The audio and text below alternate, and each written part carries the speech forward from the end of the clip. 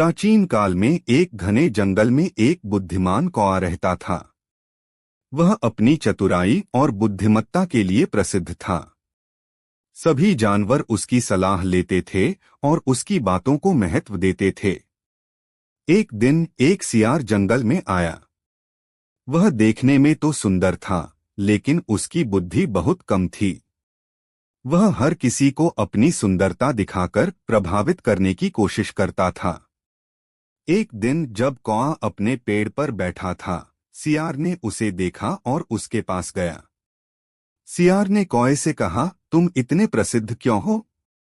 मैं तुमसे ज्यादा सुंदर हूं। मेरी फुर्तीली चाल और चमकदार बाल देखो।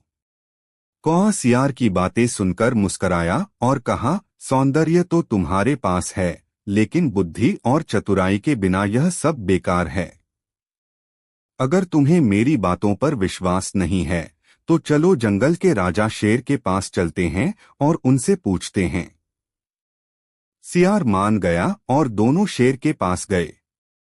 शेर ने सियार को देखा और कहा, तुम सुंदर तो हो, लेकिन तुम्हारी बुद्धि कहाँ है?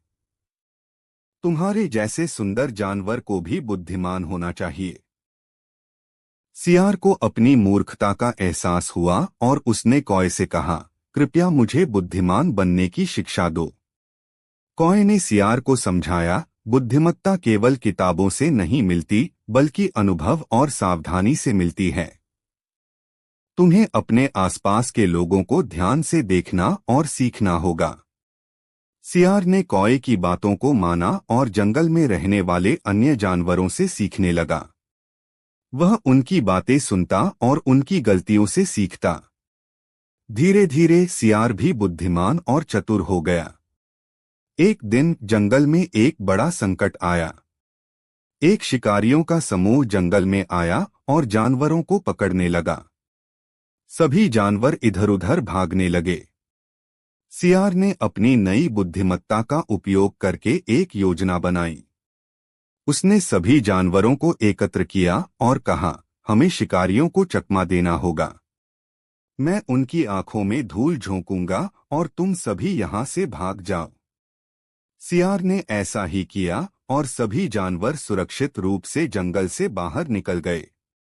शिकारियों ने सियार को पकड़ लिया, लेकिन जब उन्हें पता चला कि वह केवल एक सियार है, तो उन्होंने उसे छोड़ दिया।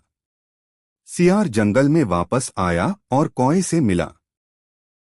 कौए ने कहा, आज तुमने अपनी बुद्धिमत्ता का उपयोग करके सभी जानवरों की जान बचाई।